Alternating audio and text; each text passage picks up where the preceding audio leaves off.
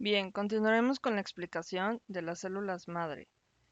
Decíamos, o más bien estábamos haciendo en el video anterior una pregunta que era de cómo podemos distinguir a los diferentes tipos de células si todas parecen linfocitos grandes. ¿Qué es lo que tendríamos que hacer?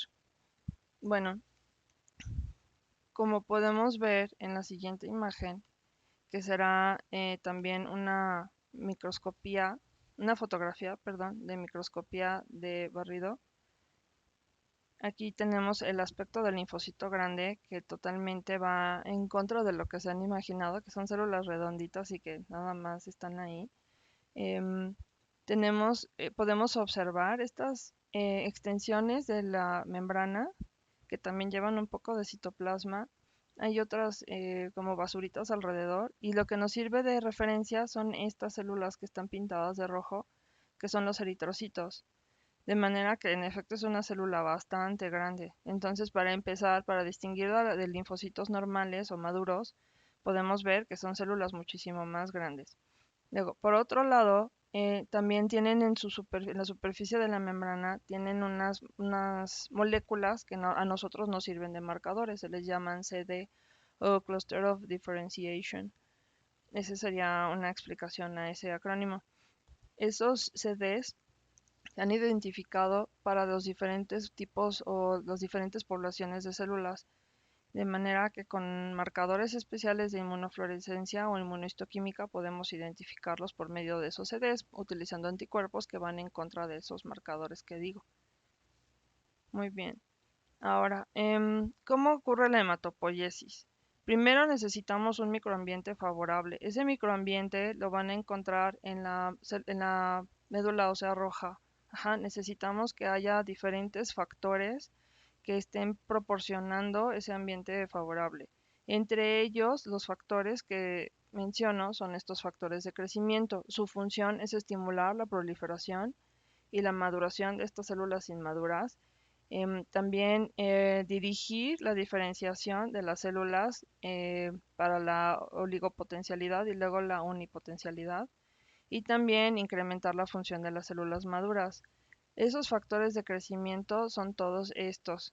Habíamos dicho que cuando se producen las células de la sangre, primero se forman colonias, por lo tanto los factores de crecimiento tienen estos nombres. Factor estimulante de colonias de granulocitos, factor estimulante de colonias de granulocitos y monocitos, factor estimulante de colonias de monocitos. También otro factor es interleucina 3 y por último eritropoyetina, cuya función principal es estimular la formación de eritrocitos. Ujú. Todos ellos se encuentran en la médula ósea. ¿Cuáles son las características de la médula ósea roja? Tiene estroma, cordones y capilares. El estroma es el sitio en el que se encuentran las células hematopoyéticas.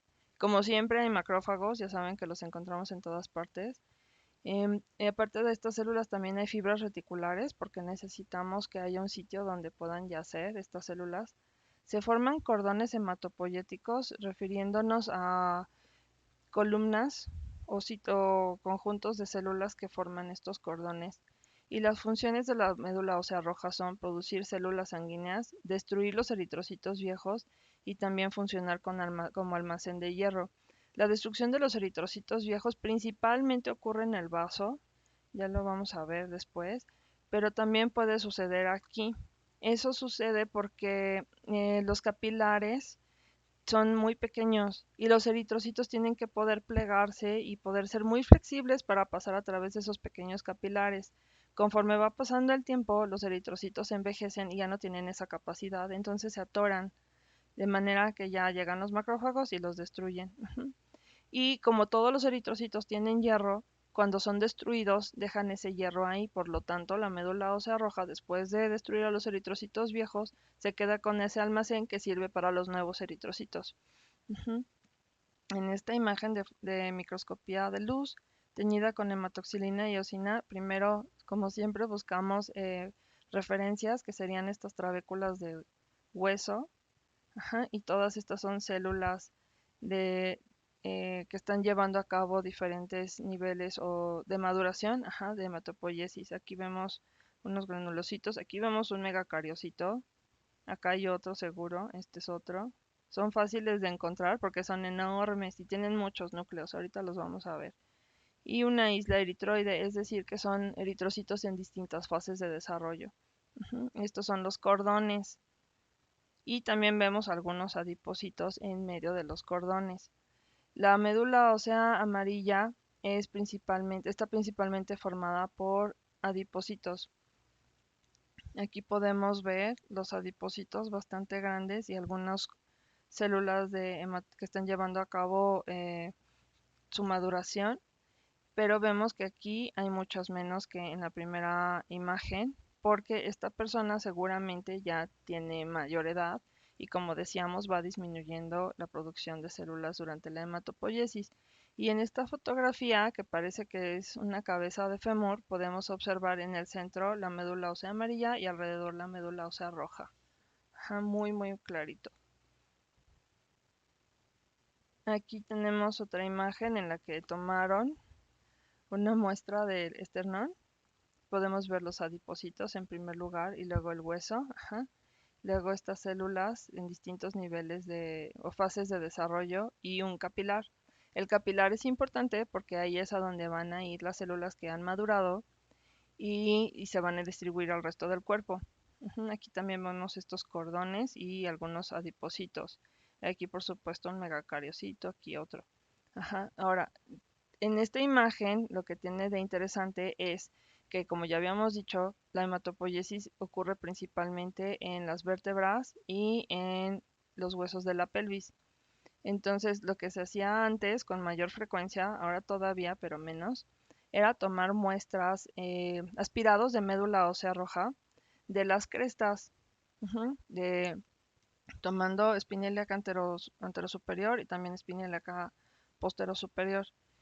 Esas muestras se tomaban así, se hacía asepsia y antisepsia y luego se tomaba el aspirado, que era muy, muy, muy doloroso porque estamos perforando primero periósteo y luego llegamos al hueso y obtenemos esta muestra de que será el aspirado. Les digo, realmente la cantidad o el porcentaje de células madre es muy, muy poquito, pero se puede llevar a proliferación poniendo estas células en medios de cultivo y en medio de cultivo debe tener factores estimulantes primero para mantener las células y luego podemos hacer que proliferen sin diferenciarse.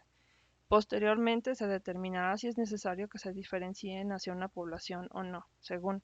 Generalmente necesitamos estos aspirados en primer lugar para hacer diagnósticos si hay algún motivo de sospecha de que pueda haber, por ejemplo, leucemias o mieloma múltiple, y por otro lado también para trasplantes de médula ósea roja.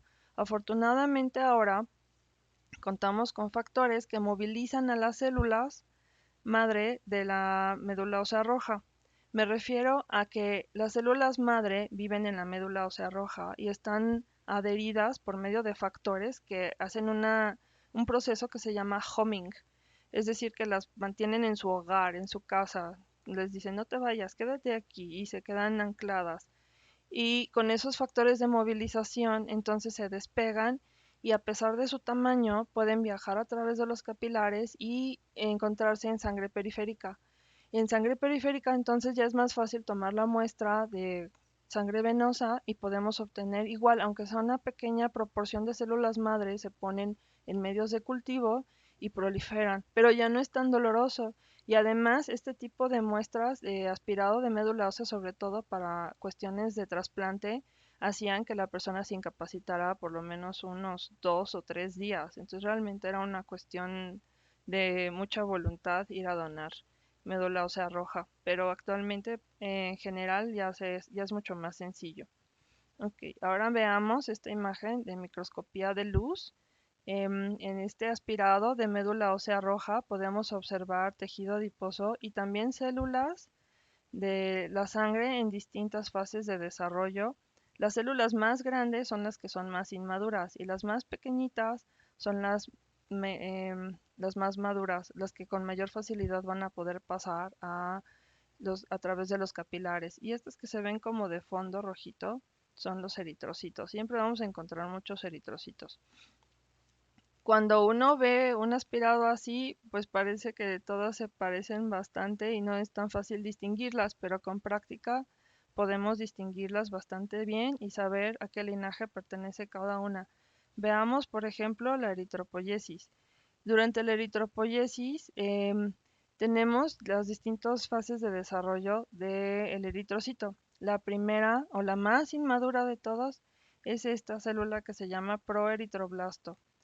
En esta imagen que viene en su libro podemos identificar al proeritroblasto porque tiene este núcleo bastante grande, tiene la cromatina, tiene heterocromatina y eucromatina, sería la más grande, es esta. Ajá, aquí podemos ver también nucleolos y tiene poco citoplasma. Y en el citoplasma tiene todos los organelas. Posteriormente evoluciona hacia un eritroblasto basófilo, luego a un eritroblasto policromatófilo. En un momento les pongo otras imágenes. Luego, en estas etapas que acabo de mencionar, puede ocurrir varias mitosis y a partir de ahí tener mayor población celular. Después de este ya no va a haber mitosis y nos encontramos con un eritroblasto ortocromático. En este, lo que va a pasar es que tiene la cromatina bastante condensada. Miren, es este, eritroblasto ortocromático. Vamos a repasar otra vez. Un proeritroblasto, luego uno basófilo, que es un poquito más chico, y luego en este sería el policromatófilo, luego ortocromático, y la cromatina, les digo, se condensa mucho, mucho, porque lo que va a pasar es que va a sacarla, va a sacar el núcleo, tiene que sacarlo porque el eritrocito no puede tener núcleo, lo que tiene que hacer es poder almacenar la hemoglobina y el oxígeno. Por eso saca el núcleo y se queda sin núcleo. Ya no, también por eso no va a poder hacer mitosis. Y cuando ya saca el núcleo se convierte en un eritrocito. Entre el ortocromático y el eritrocito hay otro paso que es el reticulocito. Ujú. Podemos tener de estos en sangre periférica si hay patologías que así lo ameriten. Es decir, que haya, por ejemplo, una hemorragia grande y necesitamos eritrocitos que sustituyan a los que acabamos de perder, o que la persona se encuentre bajo condiciones que requieran mucho oxígeno, entonces van a llegar estos, aunque tengan todavía núcleo, pues de algo servirá la poca hemoglobina que puedan contener. También en la gráfica podemos observar que va disminuyendo el RNA precisamente porque ya no va a poder hacer mitosis conforme pase el tiempo, y también va a ir aumentando la hemoglobina.